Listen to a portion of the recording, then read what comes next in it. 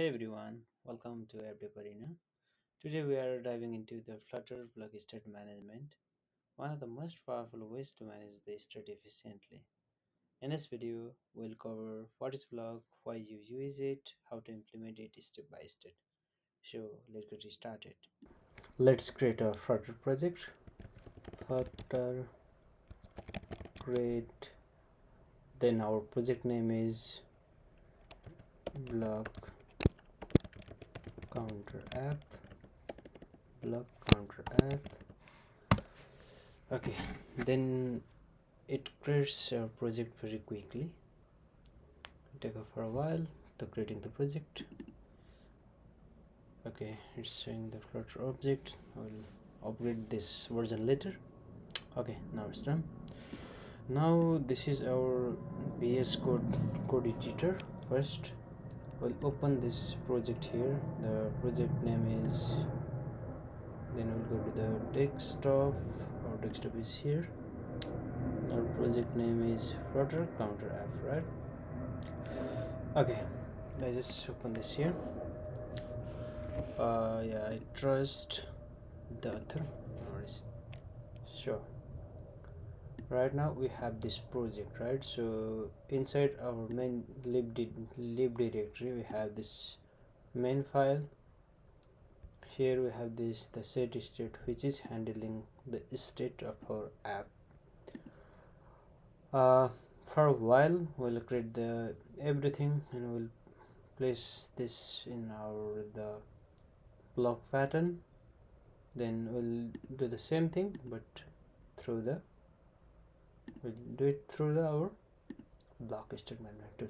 Okay, first we'll quickly run this app. Okay, on our fresh project I create here one folder. The name is the BLoC folder. Inside the BLoC folder I create the counter BLoC class, counter event class, and the counter state class. Okay, so for this I implement two packages. The name of these packages are, you can see the listed packages. One is the Flutter BLoC and one is the equitable classes. Okay, so next thing we'll go through the counter event class. Just create one class. The name of the class is counter event class.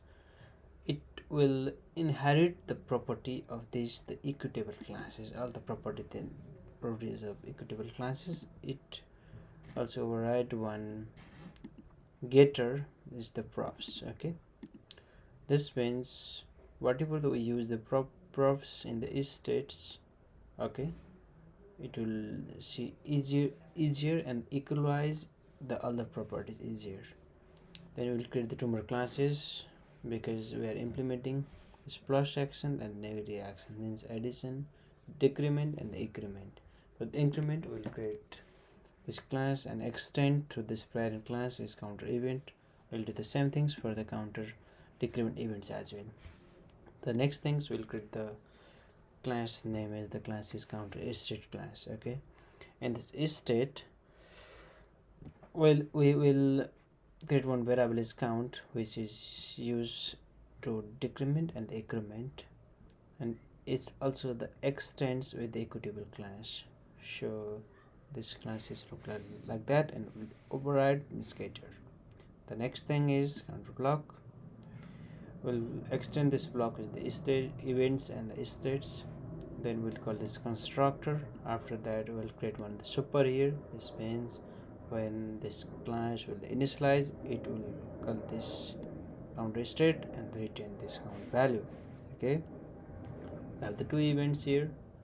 One is this counter events, another one is decrement events. For the counter events, on counter events it will have the event and the emitter.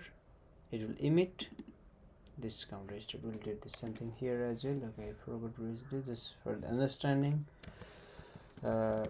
Decrement event, right? For the emit, this is the emitter class. The emitter class except this counter state. Okay, so more nicer. this image, this is state count -1, whatever the count we have already there, it will be -1. How these are triggered? Just come to the main file, we'll wrap here the block provider, and when it initialize, we'll call this the counter BLoC class. The next thing is where we call these two events. One of this, for this increment events, we'll call when this floating action button phrase as a plus. For this negative, we'll call this decrement events.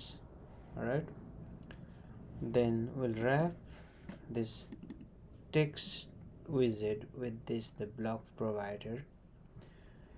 This block provider will put this in the stream block counter BLoC and the counter state, and on the builder it have the params. It gives two params, one is context, one is state. Inside the state, everything which can access that will return in the state class. Here we are using this count because we have only one params there.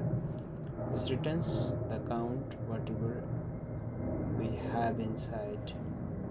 Just let's test this app. Okay, I just hit the plus button, it will be 1 2 3. In the similar way for the negative, it happens in the similar way as well. Okay, thank you so much for watching this video. We'll come back with the next video with the Flutter advanced concept like API calls in Flutter and advanced state management, just like I'm handling the many events inside the app. Okay, keep watching, keep exploring the Flutter, and don't forget to share this video with your friends, and please hit the like button and subscribe this channel. Thank you so much.